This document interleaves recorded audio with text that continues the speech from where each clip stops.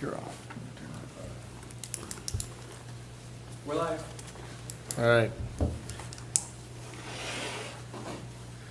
All right, 6:30, so I will go ahead and call the meeting to order with roll call first, please.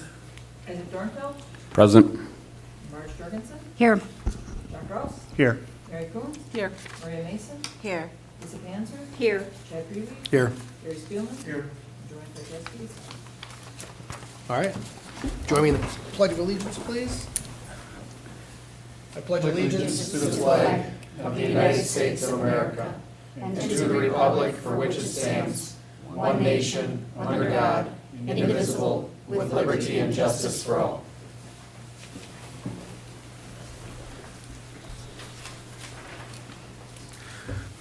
All right, we have minutes from regular meeting on May 9th, special meeting May 9th, May 16th, and May 23rd. I move for approval of the regular minutes from May 9th and the special meeting minutes from May 9th, May 16th, and May 23rd as presented. All right, we move a motion and a second then to approve the minutes from the May 9th regular board meeting, special meeting May 9, May 16th, and May 23rd. All in favor, say aye. Aye. All those not, same sign. All right, thank you. Thank you for those that are joining us this evening and those that are watching at home. Appreciate your involvement in the school district, so appreciate that. We do not have anybody signed up for public comment, so we will move on to announcements. The board may recess into closed session per Wisconsin statute 19.85, paren 1, paren C, considering employment, promotion, compensation, or performance evaluation data of any public employee over which the governmental body has jurisdiction or exercises responsibility, specifically to discuss specific employees, employee groups, and negotiation strategy. The board will reconvene into open session for the possible transaction of business and adjournment. All right, thank you, John. So we have an agenda. If I could look for motion for adoption. Also move. Second. We have a motion and a second then to adopt the agenda as presented. All in favor, say aye. Aye. All those not, same sign. All right, moves us on to 9.1, staff handbook updates. I almost didn't see you way back there, behind the pillar.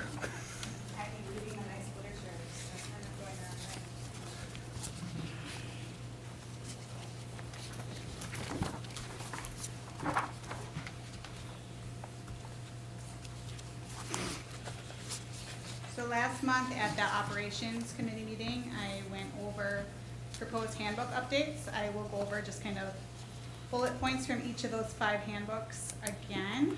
The overall employee handbook, the changes that are being proposed are the addition of a strategic plan, the addition of the equity statement, hands-free cell phone use in vehicles, just those 3 for the overall employee handbook.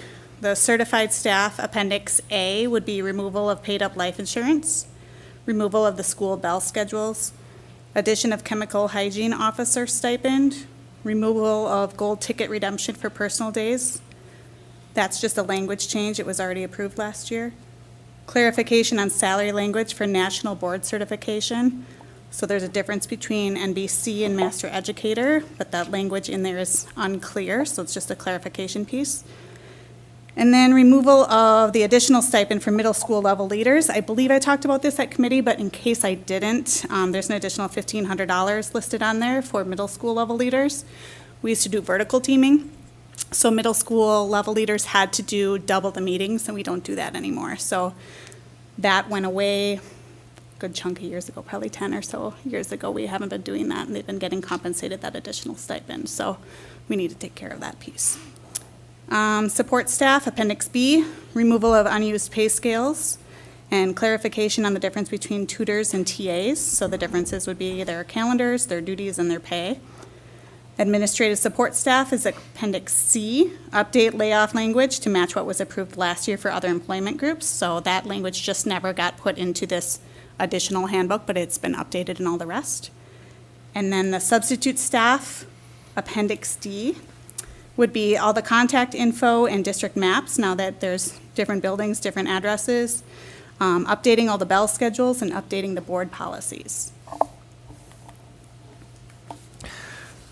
So the handbooks and the appendixes were in the packet, so you had an opportunity to review the actuals, along with the summary that was presented. Any questions anybody has? Yeah, I got a question. Was the BDEA present at that operations meeting, or are they aware of these implementations of the handbook? He was not at the operations committee meeting, but I did meet with him individually after. Okay. Was there any concerns? None. Thank you. You bet. Other questions? If not, I move for approval of the staff handbook updates as presented. I'll second. all right, we have a motion and a second then to approve the staff handbook updates as presented. All in favor, say aye. Aye. All those not, same sign. All right, thank you. That brings us to 9.2, Board Engagement Plan. All right, well, good evening. As we've done the last few years, probably 4 years, we go through a board engagement plan, a tentative board engagement plan that essentially lays out and communicates the intended involvement, whether it be through meetings or other formal venues or events or opportunities for engagement the board has. This plan does not encompass necessarily everything that the board does. Obviously, there's things that could come up that would be wonderful opportunities for board members to be involved in, and certainly our board members are involved in the community in a lot of different ways. But from a structured standpoint, this is a draft plan for the 22-23 school year, so open for some conversation and feedback. What you have and what's included in the packet first lays out the monthly board meetings and committees. So the intent would be that we'd follow a similar guideline. So board business meetings would be on the second Monday. Teaching and Learning Committee would be on the third Monday. And committee members presented in this plan for that would be Mary, Maria, Lisa, and Gary. Ops would be fourth Monday, and committee members for that would be Isaac, Marge, John, and Joanne. I had referenced just in conversation, and if the board does deem at some point in time that they would be interested in the prospect of having both committees meet on the same night, I know that our administrative team would support that concept.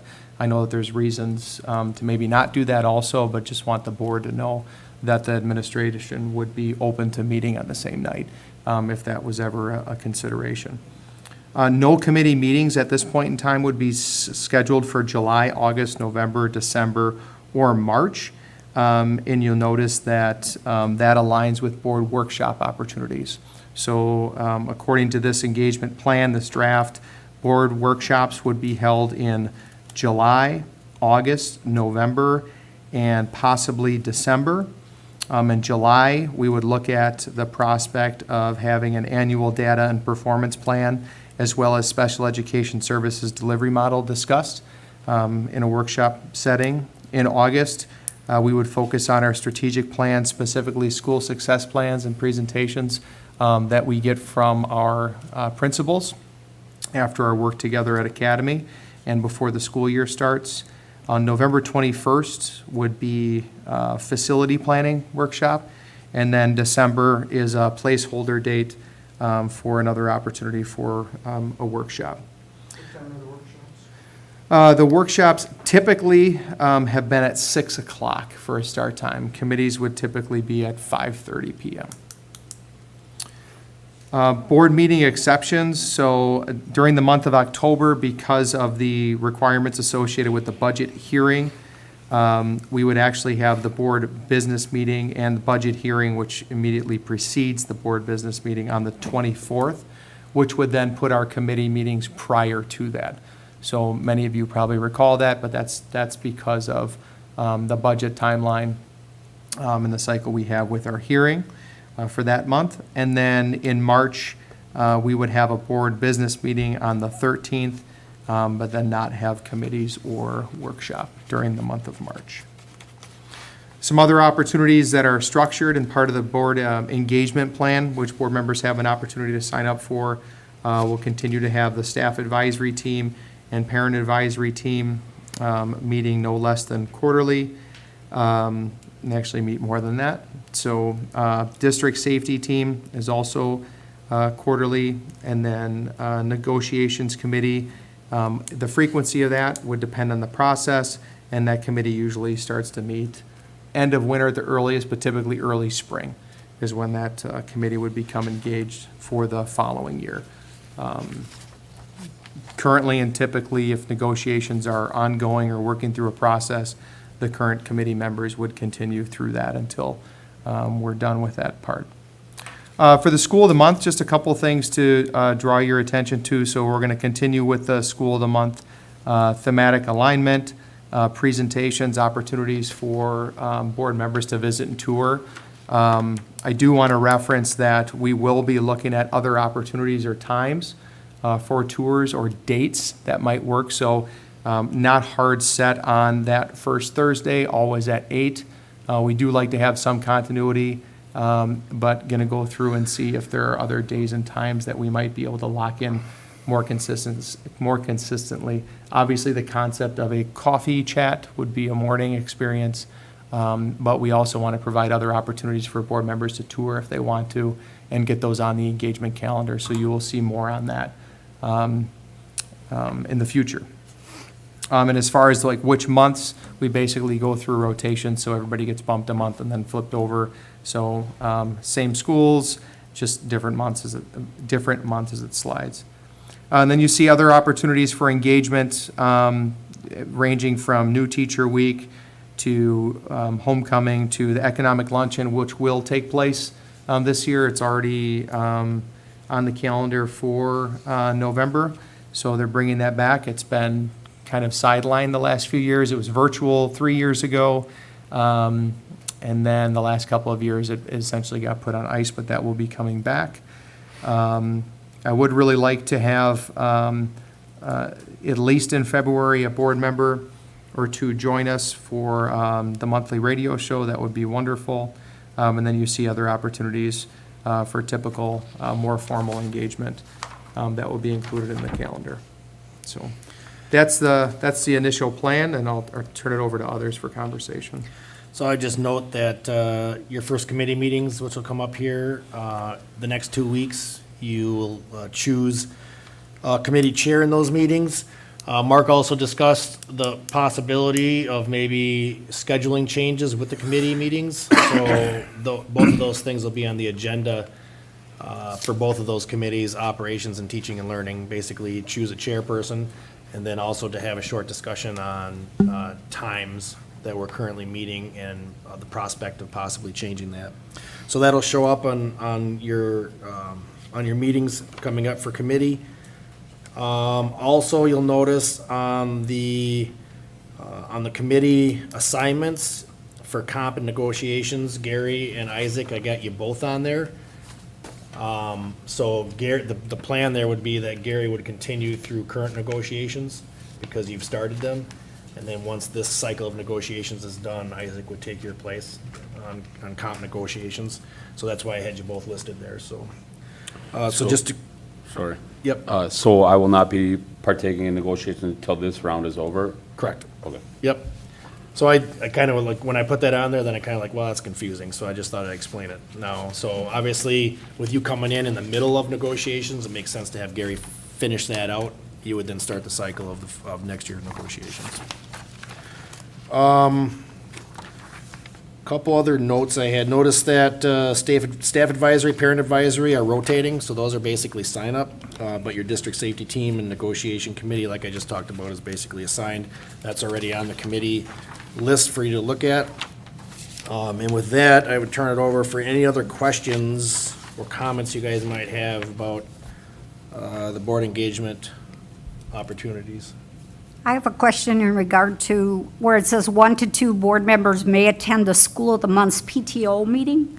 Are we typically notified when those are? So, yeah, I mean, just to, again, clarify, so we haven't The PTOs were in a very different state over the last couple of years. And then even some of the meeting structure had changed quite a bit, so there weren't as many maybe traditional opportunities. So as things kind of normalize this year, we will have those opportunities, and that will be included in next year's engagement calendar that you'll have posted for you. So, and some PTOs are just, and we just need to be sensitive to that too. Like certain months, you know, with PTOs, for certain schools, it's like really structured, and they know 3 months in advance when they're meeting. And some schools, and we're not trying to manage them, some schools, PTOs might meet a little bit more organically, a little bit maybe less planned, and we just need to understand that. But we'll get that on the calendar. Do they usually meet, like, in the after school? Yes, or- yes. Oh, okay, Yep. okay. And as we know when those are happening, then Mary will put that on the engagement calendar. Yep. So just like this year's engagement calendar, the plan is to continue that engagement calendar next year. So for each month, you'll see a tab, you'll see all the things that are out there, either like regular board meetings to committee meetings to other opportunities, and then opportunities for you to sign up for things that are not assigned and that you need to be part of. So that will continue this year to flow into that spreadsheet. Other questions, comments you guys have? Quick, just for myself, for a point of clarification, so at the committee level, the chairs and the teams will then essentially land on and affirm the times and the dates. So they're gonna have the autonomy to do that, which is great, I just want to clarify, that's No, part of I the think- conversation, or? No, my plan was to just have that as an open item of discussion, Okay, and then feedback from the committee meetings, the chairs can feed that back to me, okay, and then we'll decide if there's any necessary change that needs to happen. okay, thank you. Other questions, comments? Do we need anything like a formal adoption of this draft, or we just? I don't know if it needs to be adopted per se, but I guess to support the concept of the plan, you know, because it is a living, breathing document, so we don't want to lock ourselves in, just things might come up. But, Yeah. You know, I would say without, you know, any comments to the, against the plan, we will just, we'll support it, and we will, as a board, be as engaged as we possibly can based on the engagement opportunities you've listed. sounds good. Thank you very much. All right. Reports presented by Board of Education. 10.1, ops. Operations did not meet in June. Well, we didn't meet in May. And in June now, we'll be meeting on the 27th. Okay, teaching and learning. Teaching and Learning also did not meet in May. Our next meeting is next Monday, the 20th at 5:30. All right, thank you for that. We, in lieu of the Operations and Teaching and Learning Committee, we did meet on May 16th. The full board had a workshop, and where we discussed facility planning. Basically, Anne-Marie gave us an update of the status of the 5-year facility plan, kind of reviewed a list of current and completed projects, kind of was looking for some long-term direction specifically to the middle school, and from that came continued discussion that resulted in some opportunity for us to get some updated information on the middle school and a couple elementary schools. So with that, I will turn it over to Anne-Marie for a brief summary presentation of that workshop.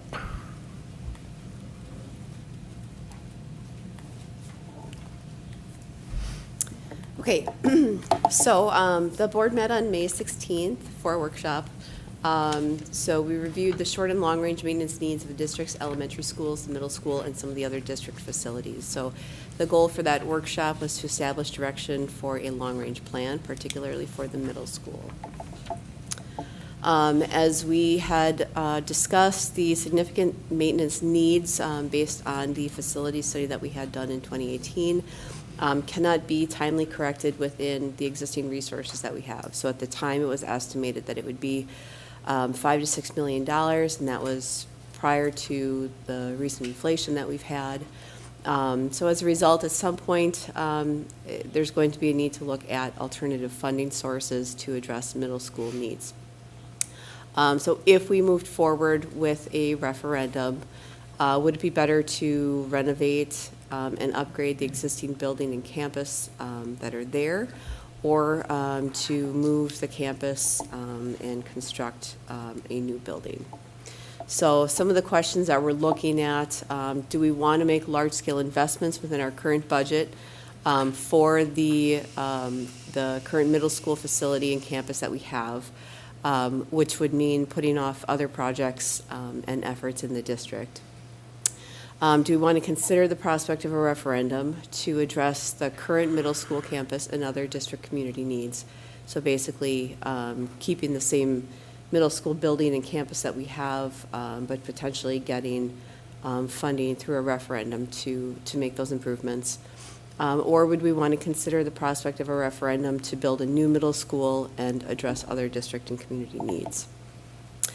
So what came out of the workshop was looking at this summer obtaining an updated analysis of the facility needs at the middle school and getting an updated detailed costing for that. So looking at current costs, as well as if we tried to do those projects over several years, what would that look like, knowing that costs continue to rise? So what we might identify doing all at once as $5 million could potentially be $8 million over 3 years.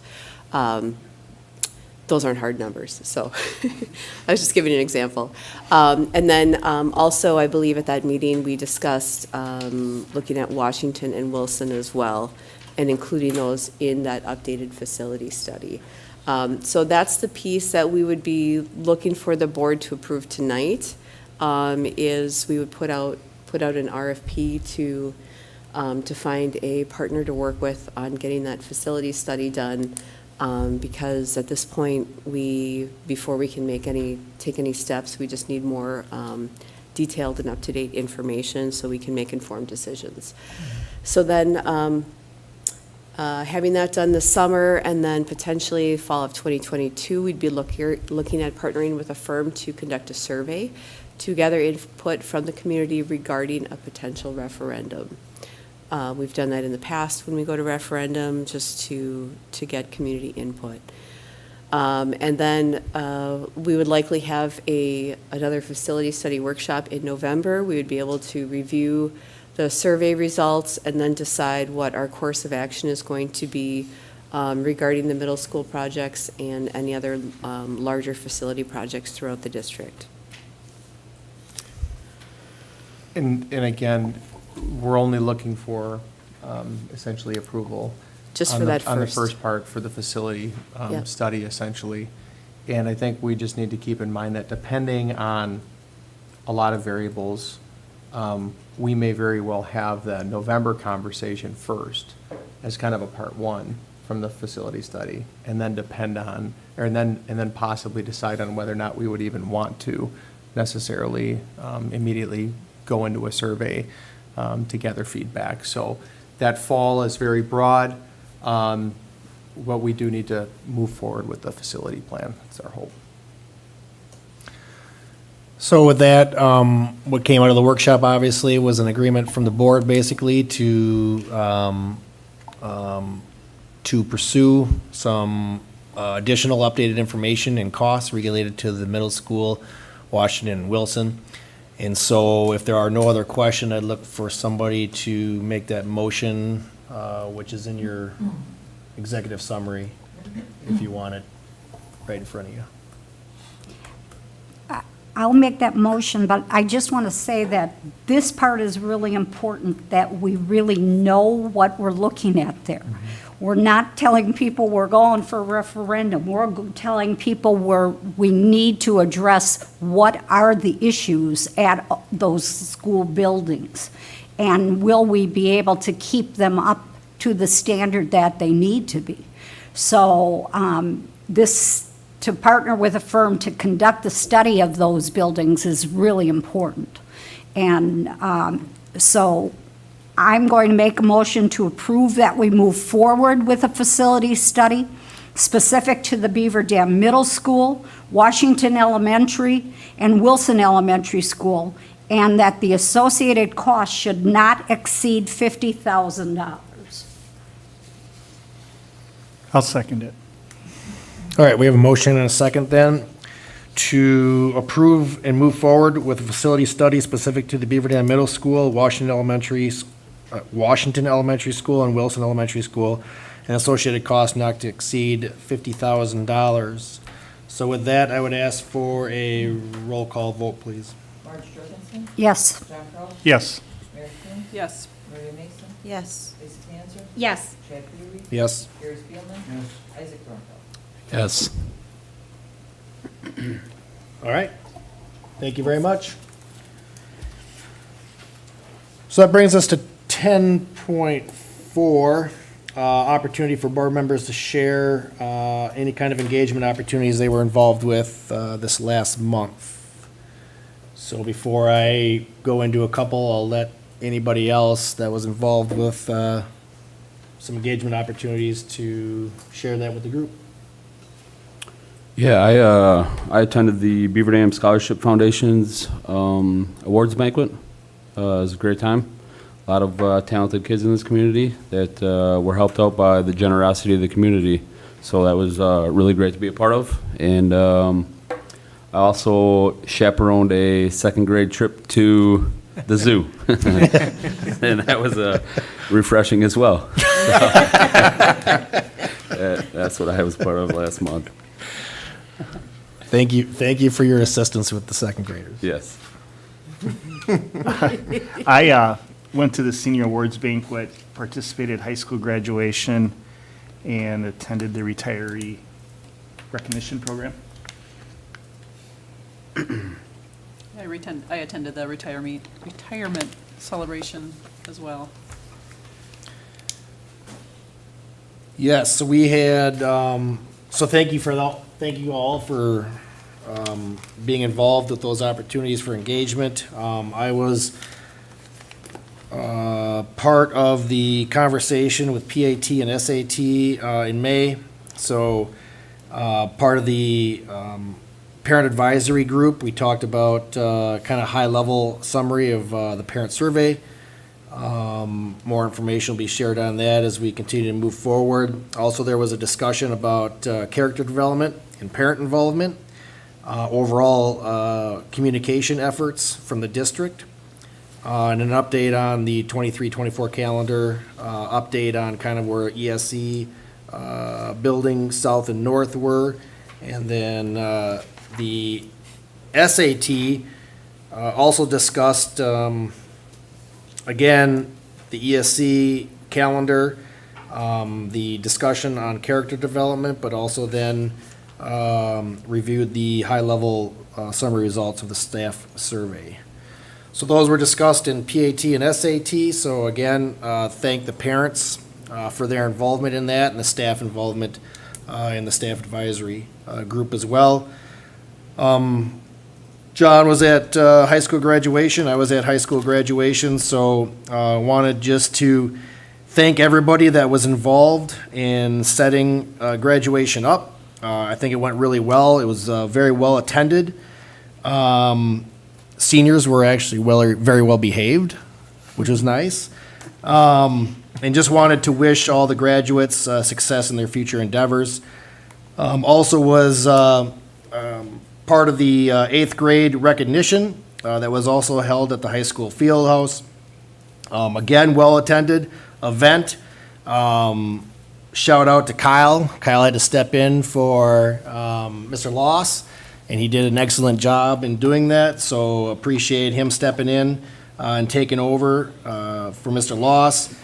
Also like to help all the people that were involved in setting up for that event as well. 8th grade celebration, there's a lot of school districts out there that don't do that. They don't do any kind of celebration and recognition of 8th graders. So I think it's nice that we do that. It's an excellent opportunity to recognize 8th graders for the work they've done to get through 8th grade as a class and then individually recognize them for certain other things that they've been part of during their 8th grade. So that was good. So PAT, SAT, 8th grade, and high school. Anybody else have any other engagement opportunities they want to share? So at Lincoln Elementary, they had like a little graduation. It wasn't a graduation, but it was like a little ceremony. That was really nice. They felt special. So I attended that. That's awesome. Yeah, I think the transition between elementary and middle school and middle school to high school, I think it's nice to take a break, recognize our students for their accomplishments during each of those phases in their academic span until obviously they get to the final high school graduation. So it's nice to see that we do those things. Yeah. Anybody else? All right. That then moves us on to recognitions. Anybody who would like to share any recognitions before we turn it over to Mark? Maybe just all the retirees for, I don't know if you're going to talk about that, Mark, but a lot of years of dedication to the district. Thank you for that. Anybody else? All right. All right. Mark? I've got a few, so thank you, Mary, for referencing our retirees, and Chad referenced the graduates already, so very excited for them. I wanted to thank and recognize again our police department and the partnership that we have with them. As we know, our country experienced some additional tragedy here in the spring after our last board meeting, and right away had the opportunity to just talk more with the chief and with other people on the police department, and just the level of direct investment that they have in our continued partnership. So I had some really good conversations and feel good about a lot of the things that we do, and think it's valuable that we have an open dialogue with them and that they are so focused on relationships with our kids, and without even really having to ask or urge in any way, shape, or form, they just naturally kind of increase their presence and supported staff and parents and the kids, and just kind of bringing a little bit of ease to any anxiety that was out there in light of what happened in Texas. So just to continue to appreciate that partnership, and I think the steps that the board took to support some of the things that we've done with our school resource officer program is a very positive reflection of the relationship that we have and the support and commitment to safety that our board has. Buildings and grounds, so shout out to the B&G team. End of the year is always unique. The grass was growing pretty fast. Was stressing me out quite a bit, and some of our line trimmers maybe weren't starting until after a couple other things had to get finished up. But generally speaking, they did a great job. Plus, they had to move some things. And they have successfully, essentially, there's a couple other hanging chads left in the old 705 building, but they've cleared that building out and got everybody set up. Everybody has an office and is set up at 400 East Burnett, which is great, and it's because of their team. And I don't want to say they did a good job, but Mary Postuma made them Martha Stewart-style chocolate chip cookies. They did such a good job. So that's a big deal. So, and I did tell a little white lie. I said, I told the maintenance folks that she makes those for me every Monday morning. That's not true. She's never made me a cookie, ever. So, good. You guys must be doing good. So, congrats. And then the tech team, so they had moved the tech hub, did a great job with that. They were navigating a couple of unique realities. Some of the vendors that have the final say of support and, I guess, power and authority over the fiber aren't always maybe the easiest to deal with because they're just so big. I'm not going to mention them, but they're just huge corporations, and that adds a little bit of a layer of stress and dynamics and variables we can't control, and they pulled it off, and they did a good job, and we are running. We're operational for summer school, and they did a really good job, so things came together with that as well, so I want to thank both of those crews. That's all I have. All right. With that, I will look for a motion to move into closed session. I move the board recess into closed session per Wisconsin statute 19.85, paren 1, paren C, considering employment, promotion, compensation, or performance evaluation data of any public employee over which the governmental body has jurisdiction or exercises responsibility, specifically to discuss specific employees, employee groups, and negotiation strategy. All right, we have a motion and a second to move into closed session. Roll call vote, please. John Coe? Yes. Mary Cummings? Yes. Maria Mason? Yes. Lisa Cantor? Yes. Chad Ruble? Yes. Gary Spillman? Isaac Grunfeld? Yes. Mark Streit? Yes. All right. We will be back momentarily.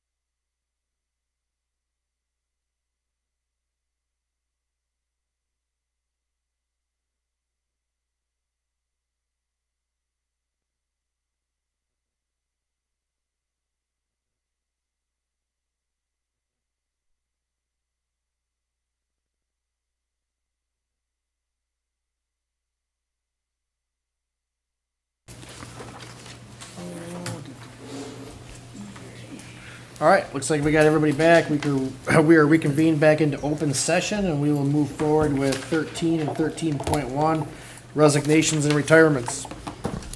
There are 3 retirements on the agenda tonight. One is Susan Geed. She's a TA at Prairie View. She's been with our 4K program.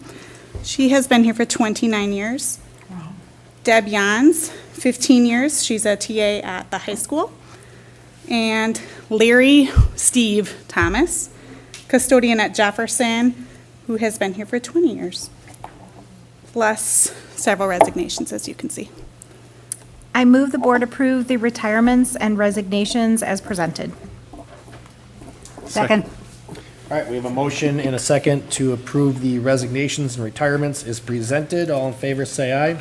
Aye. All those not, same sign. All right. There are not any leaves of absence on the agenda tonight, but we do have several appointments. Samantha Bannock, social studies teacher for the high school. Holly Desarn, school counselor for the high school. Alyssa Ehlert, occupational therapist for the district. Michael Kelly, special education teacher for the high school. Emily Lair, science teacher for the high school. Jason Rhymes, 5th grade teacher for Wilson. Becca Selnow, special education teacher for Jefferson. And Lori Tubbs, special education teacher with an EBD focus for the high school. I move the board approve the appointments as presented. Second. All right, we have a motion and a second to approve the appointments as presented. Roll call vote, please. Mary Coon, Yes. Maria Mason, Yes. Lisa Panzer, Yes. Chad Creeley. Yes. Gary Spielman. Isaac Dornfeld, Yes. Marge Jorgensen, Yes. John Cox. Yes. All right, that moves us to 13.4, support staff compensation, 2022-23. So the last page of the support staff handbook shows the red lines for support staff compensation for next year, should we adopt 4.7 CPI off of base wage for each one of these employment categories.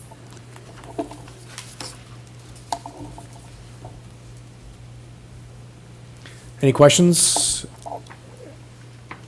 for Nicole? If not, look for a motion. I move that the board increase support staff compensation by the Consumer Price Index of 4.7% as applied to base wage for 2022 to 2023. Second. All right, so we have a motion and a second then to increase support staff compensation by the Consumer Price Index of 4.7% as applied to base wage for 2022-23.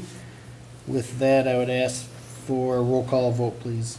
Maria Mason, Yes. Lisa Panzer, Yes. Chad Creeley, Yes. Gary Spielman. Isaac Dornfeld, Yes. Marge Jorgensen, Yes. John Cox. Yes. Mary Coon. Yes. Thank you. Thank you, Nicole. That moves us to 13.6, board policy updates, final reading. Budget amendment. Budget amendment first. 13.5. Okay, so 2021-22 budget amendment. Okay, so the original budget was adopted in October of 2021. DPI recommends amending the original budget if the amount of appropriation and the purposes, which we define as functions as far as accounts, are presented in the line items of the adopted budget are changed. So an amended budget requires a 2/3 vote from the board, and then we have to publish it either in the newspaper or on our district website within 5 days of the approval. So at the time the original budget was adopted, the district did not necessarily anticipate a land purchase during 2021-22. So that was not included in the original budget. So it was something, obviously, that was a possibility, but we didn't know specifically that that opportunity was going to arise during this fiscal year. Since the district closed on the property in May of this current fiscal year, we should amend the original budget to reflect that purchase. So this is basically all that the only two accounts that would need to be changed. So the expenditure account is, the function is under business administration. And then the revenue would be increased under DPI special project grants to basically offset that expense. So those are the two line items that would change. They would essentially be able to balance each other out. But you can see the previous amount that was approved in October, and then the amount that we would be looking to change it to for now. Questions? Any questions? Anne Marie, Yep. would you anticipate that there would be any other amendments to this particular budget going forward? Nothing significant like this. I mean, obviously, we're planning back in October, but we haven't really changed anything that was planned. So we might have things that come, over or under budget, and that's totally fine. Right. But with this being such a significant amount that was not anticipated, we would want to do this because when we go through the audit, we always have to explain differences from budget to actuals as far as expenditures. And so this would help us in that audit, that we are recognizing that we made that change and then amended the budget update. appropriately. Okay. Yep. And it also helps for DPI too, because they look at our submitted budget amounts when they are estimating our equalization aid. And this is a pretty significant amount of spending, so we would want to have Make that sure that's, reflected. okay. And the posting piece just simply reflects the standard practice of posting the original budget. So because it would be an amendment budget, then we also post that. Yeah, and it's different because for the original, you have to post it beforehand so people have a chance to review it. And for whatever reason, on this one, you have to post it afterward within 15 days, so. Okay. Other questions? If there are no other questions, I look for a motion to approve the budget amendment as presented.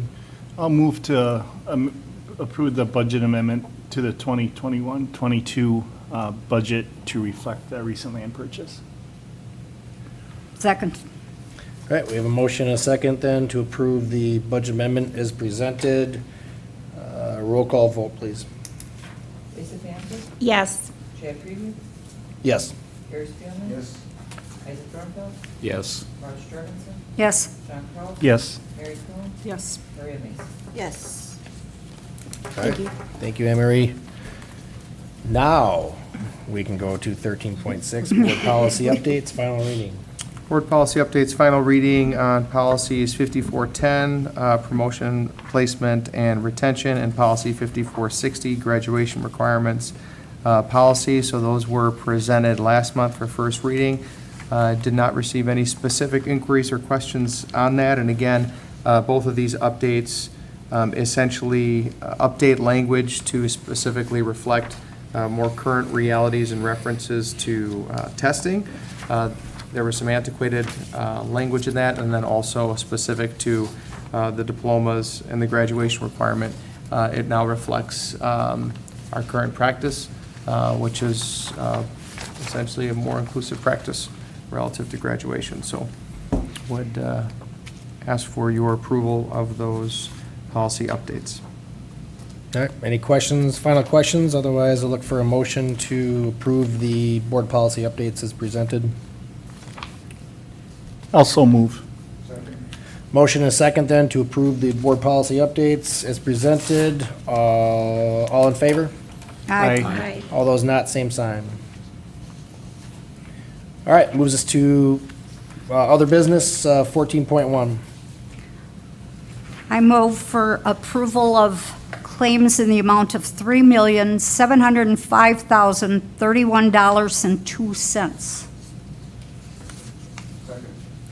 A motion and a second then to approve the payment of claims. Roll call vote, please. Chad Reed? Yes. Harry Spielman? Yes. Isaac Norfeld? Yes. Marge Jorgensen? Yes. John Kraus? Yes. Mary Coon? Yes. Maria Mason? Yes. Lisa Bamford? Yes. All right, I look for a motion for adjournment. So moved. Second. All right, motion in a couple of seconds to adjourn. All in favor? Aye. All those